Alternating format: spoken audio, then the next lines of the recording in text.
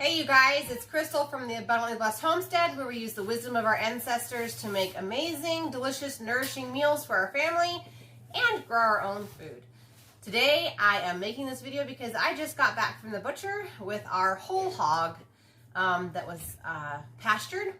And in this box underneath my arm is all of the leaf lard, which I'm going to turn into rendered lard. It's a very, very easy process. It saves you a lot of money, and you know what pig that lard came from. So this butcher went ahead and ground up all of my leaf lard. I didn't ask them to do that, and I probably paid a little more money for them to do that. I have my own grinder. I could have saved a little bit by making sure that they just gave me the chunks, but this will make it much faster for me just to put it into this big roaster behind me. And it is really a set it and forget it for a couple of hours sort of project. It is not difficult. It's very, very easy.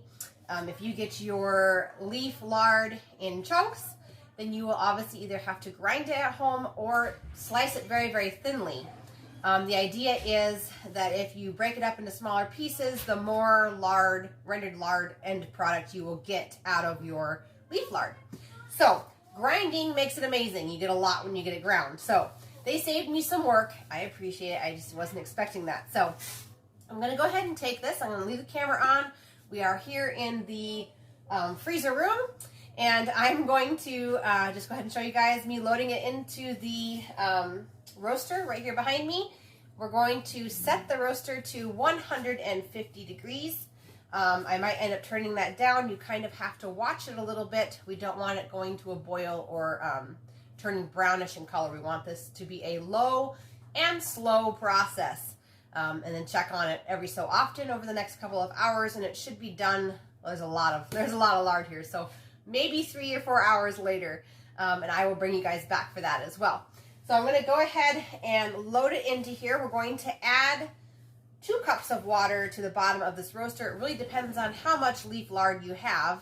This is around 30 pounds of leaf lard, so I got quite a bit from my pig. And so I'm going to go ahead and go get that water, and we'll add it to the roaster. Okay, so I have 2 cups of water. Now keep in mind I am using a large roaster, which is why I'm using 2 cups of water. If you don't have 30 pounds of lard, if you have less lard, or you're using a pot on your stove, you may only need half of a cup. We just need to make sure we cover the bottom of the pan that you're using, because we want to have a little bit of a barrier between your leaf lard and the appliance you're using to warm this. So mine's probably, I'm just going to go just cover the bottom. So I had a little bit left on over, so that was probably more like 1 3/4 cup of water. The point is to have, like I said, a barrier along the bottom. I'm going to go ahead and plug in this large roaster, and like I said, I'm going to set it to 150 degrees. Okay, and if you're doing this on like a crock pot, obviously it would be a low temperature. If you're doing it on a stove top, it would be an extremely low temperature. We do not want this to come to a simmer. If you start seeing chunks of your leaf lard turning brown and floating to the top, it's too hot. Your product is still good, but it'll have kind of a pork flavor, which is not what we want. A lard that's been rendered correctly will be white in color and will not have a taste. I'm just gonna... Obviously, your hands needed to be clean before you started this project. They're definitely not clean after the project. This is all fresh. I requested that the butcher not freeze it because I knew that as soon as I got home I was going to want to render it and then move it into canning jars to make it shelf stable, and I'll show that entire process to you guys. We'll see about, I don't know if I'm going to be able to get all this into there. This is a huge amount of lard. Leaf lard here.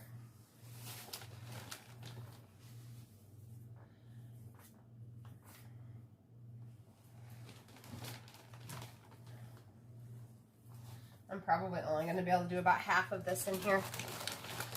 You don't want to overfill it because obviously this is going to melt. So I'm going to call that good. That's probably about, I don't know, 15 pounds of leaf lard. into my roaster. And obviously the rest of this is still fresh, so that will go back into the refrigerator. And I'll have to start a second batch in a few hours. Okay, so like I said, the water is in the bottom. That was about 1 3/4 cup for my size of roaster. And like I said, low and slow. I'm going to start at 150 degrees. I'm going to come back in about 30 minutes and check on this and just make sure that things are moving along the way it should be. We're starting to melt. We're not burning. I'm going to put the lid on. And we'll check back in a little bit, and that's all there is to it. So I'll see you guys in a couple hours. So a brief interruption because I want to show you guys our big project that we're working on while we're making lard. We are grinding 40, I don't know how much, a lot of pork. That was stuff that the butcher would have ground up for us, but we wanted to grind it ourselves and season it ourselves to keep it nitrate free. And so I'm going to turn the camera around so you can see my crew. I'm going to put this in a fast forward type of format, but you guys can see how hard we're working together as a group. I'm so proud of my family. And I will also include the recipes for the seasoning of both breakfast sausage and an Italian sausage. So I'm going to go ahead and turn the camera around and you guys can watch.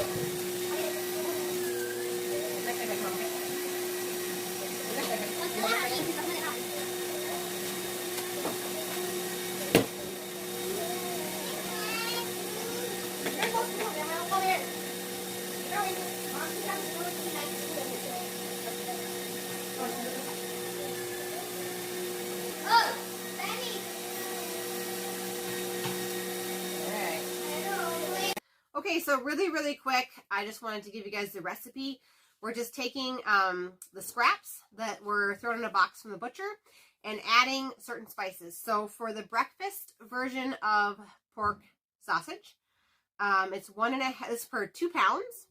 It's 1.5 teaspoons of sage, 1/2 teaspoon of thyme, 1 teaspoon of pepper, 1.5 teaspoons of salt, and that you want healthy salt, so colored salt, Himalayan pink salt, real salt, 1.5 teaspoons of parsley, 1/4 teaspoon of red pepper flakes, and 1/4 teaspoon of nutmeg. We mix all that together, weigh it out into 1 pound packages, put those in the refrigerator for 24 hours, and then go ahead and freeze them. Letting them sit in the refrigerator for 24 hours helps incorporate the flavors of your all of your spices. So then the next one we did was Italian sausage. And this is for 1 pound of meat. It's 1 teaspoon of parsley, 1 teaspoon of paprika, 1/2 teaspoon of salt, 1/2 teaspoon of oregano, 1/2 teaspoon of fennel, which I don't have, so I'm just omitting it. 1/2 teaspoon of garlic, a quarter teaspoon of rosemary, an eighth of a teaspoon of pepper, like black pepper, an eighth of a teaspoon of thyme, and an eighth of a teaspoon of red pepper flakes. You would mix that with 1 pound of ground pork. Go ahead and put it in your refrigerator, let it sit for 24 hours, and then go ahead and move it to the freezer. So that is all there is to it. That's been our project. I'm going to get back out there and help them. And the lard is coming along well. I will get you guys updated on that project as well in a little bit. It's been a crazy pork kind of day.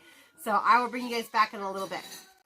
I do want to mention really quick that about halfway through the cooking of the lard, or the leaf lard down into lard, rendering it, I did increase my temperature to 200 degrees on my roaster, and I cracked the lid so that any extra moisture from that original 2 cups of water could escape from the roaster.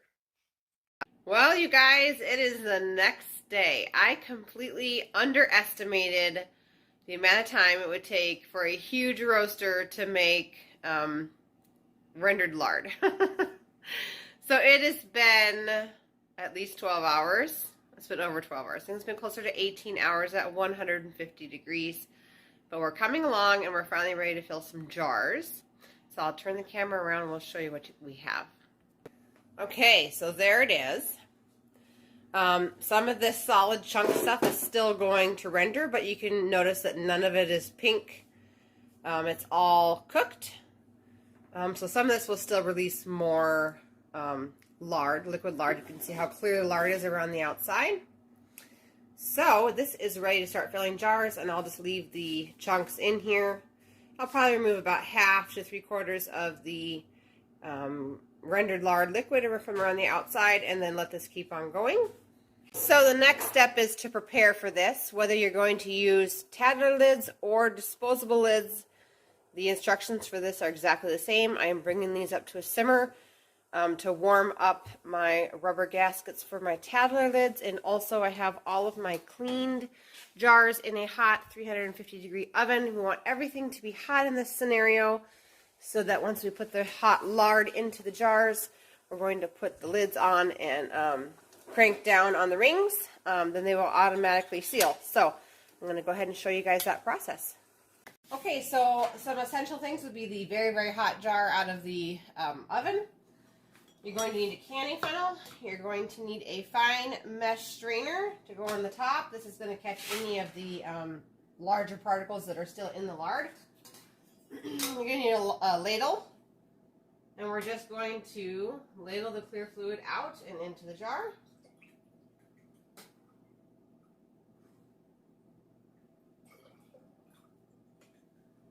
Like I said, all of the leaf lard solids are still cooked in here. There's no pink raw stuff left.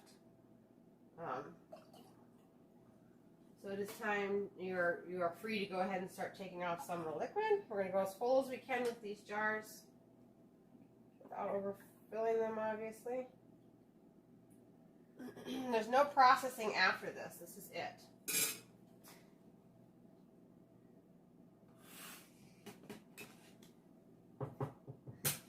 And then we're going to go ahead and take our lid. Now, this is, like I said, the same process, whether you use a disposable lid or a Tattler lid this time.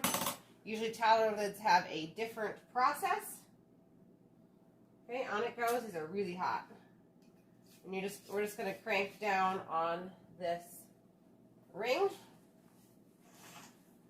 And then we're just going to let these cool. And that's all there is to it. They will seal, and they will be ready to store on your shelf. One thing to note is that if they do not seal, for whatever reasons, if you have a failed seal, whether you're using the Tattler lid or a regular lid, just go ahead and take the lids off. Put the full jars in a cold oven, and then go ahead and turn it on to 350 degrees so it warms up with the oven. Go ahead and put your new lids in the water and just start the process over again. It doesn't take that long to fix the ones that don't seal. And that's all there is to it. Look at that beautiful, I don't know if I can pick it up. Let me see, it's pretty hot. Beautiful, beautiful, beautiful lard, you guys. This will solidify and will look just like Crisco. It is a healthy Crisco for your body. All right, you guys, that's all there is to this process. It's rather easy. And I hope you guys like that. If you did give my video a thumbs up, I'd really appreciate it. If you have not subscribed yet, please subscribe. We're trying to get to 1,000 subscribers. And once that happens, we're going to have a giveaway. So if you want to be part of that, smash that subscribe button. I really appreciate it. Also, if you don't know yet, we do have cooking classes every Tuesday night at 5:15 p.m. Central Time. We make a nourishing meal that's easy for you to make for your family. You can either cook along with me, or you can write down the ingredients, go shopping, and make it later. It's all available here on the channel. There's several of the old lives that are still available for you to watch. And at the end of every one of those lives are the ingredients for the next live. So I hope to see all of you guys on Tuesday. I hope you guys have a great weekend, and I'll see you guys later.